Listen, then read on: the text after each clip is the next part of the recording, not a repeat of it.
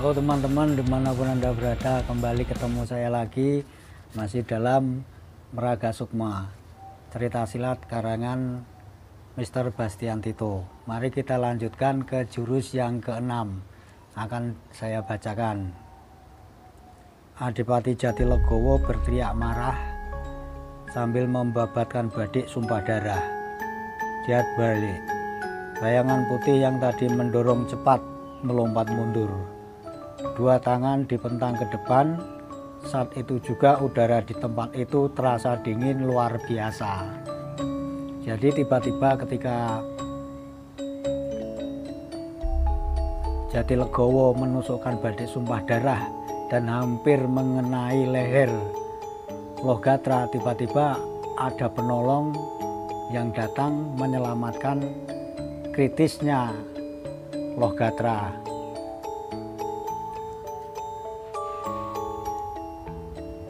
Bahkan di sini Jatilegowo sempat didorong oleh bayangan putih tadi, dan kemudian suasana di daerah itu tiba-tiba udaranya menjadi sangat dingin luar biasa. Kita lanjutkan.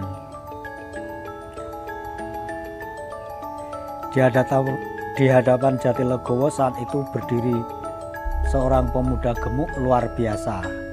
Rambut gondrong, celana hitam komprang, baju terbalik, dan sehelai kain sarung butut melintang di atas baunya. Tentu teman-teman tahu seseorang yang mirip dengan apa yang saya barusan baca.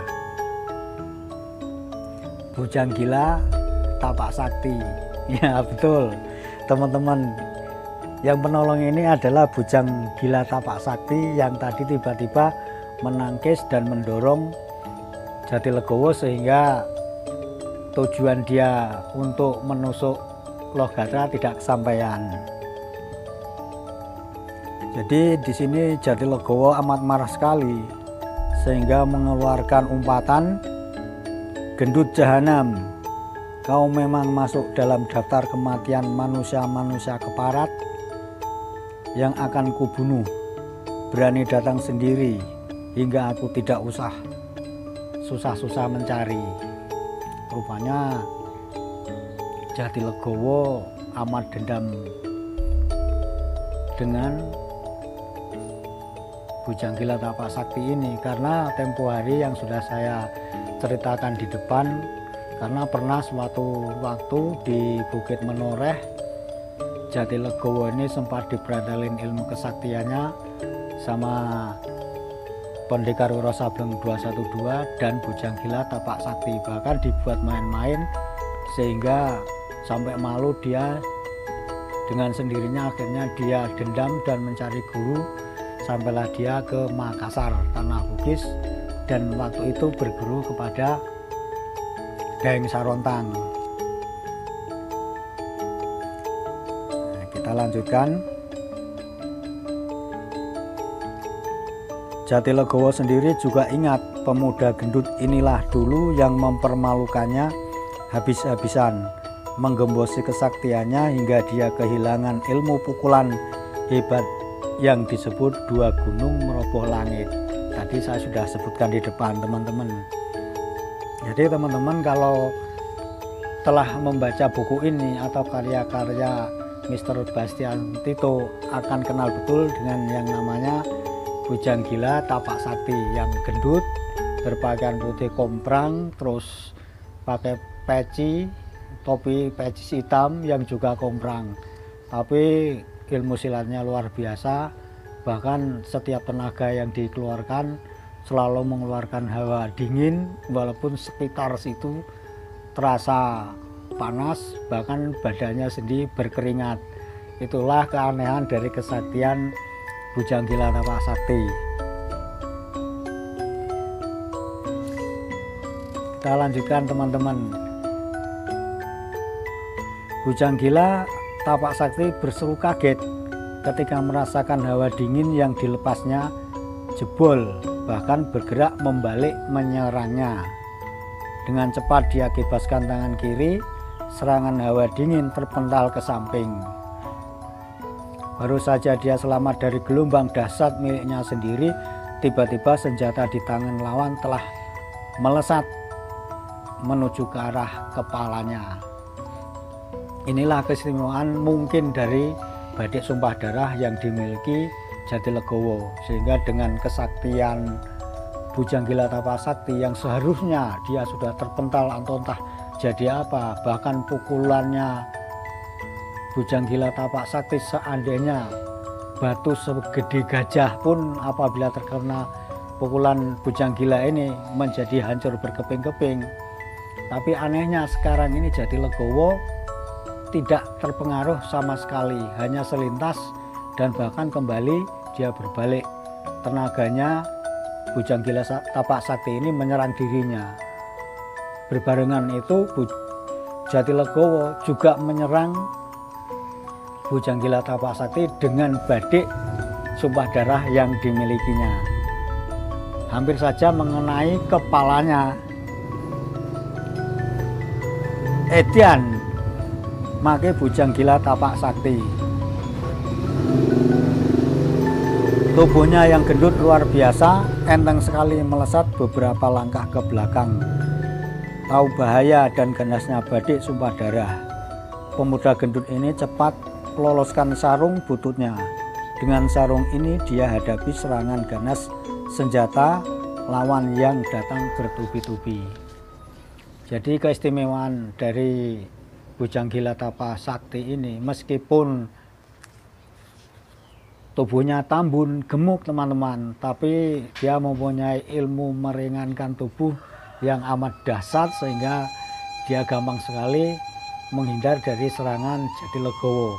Bahkan berbarengan itu dia juga menyabetkan sarung bututnya ke arah lawan untuk menangkis badik sumpah darah yang menyerang dirinya.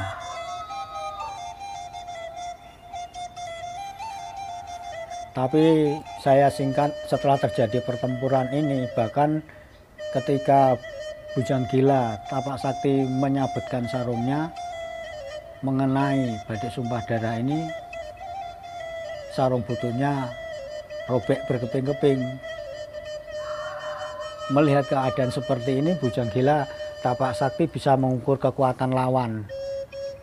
Dia sehingga khawatir akan terjadi sesuatu terhadap Lohgatra yang tadi menyelamatkan Nyi Larasati. Maka dengan satu peringatan, Bujanggila Tapasakti menyuruh Lohgatra untuk segera meninggalkan tempat itu sembari membopong janda cantik yang menjadi perebutan sebelum ini antara Lohgatra dan Jatilegowo Adipati Salatiga.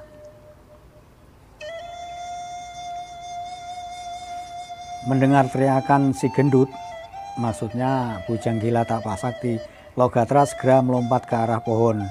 Namun gerakannya tak terduga dipotong oleh Jatilegowo. Badik sumpah darah kembali berkiblat, membeset udara mencari sasaran di dada Lohgatra. Maksud si pemuda hendak mendekati sosok Nyi Larasati yang terbaring di bawah pohon menjadi gagal.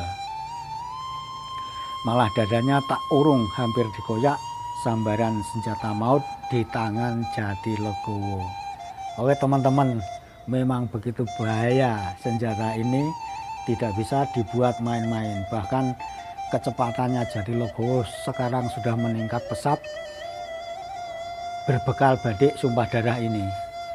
Jadi dalam pertempuran ini akhirnya si Bujanggila Tapasakti ini tidak menjadikan pertempuran ini sesuatu yang ringan, bahkan dianggap main-main seperti tempo hari.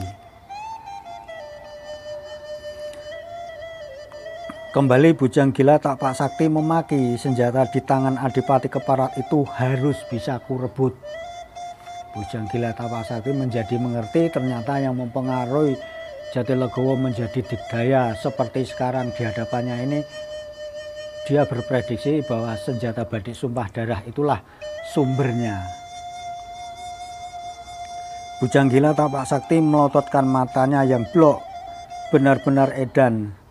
Si gendut palingkan kepala ke arah Jatilegowo. Ini setelah Bujanggila Tapak Sakti melancarkan satu pertempuran, tapi dibalas oleh Jatilegowo dengan badiknya itu, sehingga sarungnya yang ibarat sudah menjadi seperti pedang bahkan terpapas oleh badik sumpah darah ini.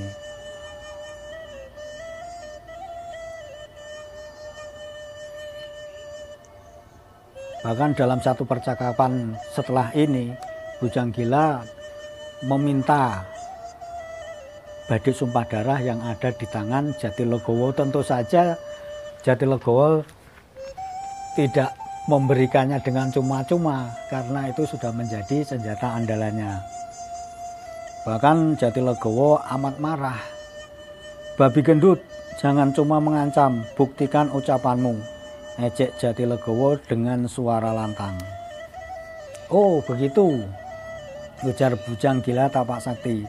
Dia tinggalkan kopiah hitam kupluk di kepala, berkipas-kipas beberapa kali, lalu bret, tubuh gendutnya berkelebat, lenyap, dan mendadak terdengar seruan kaget Jatilegowo ketika tiba-tiba lengannya yang memegang badik dicekal orang dari samping.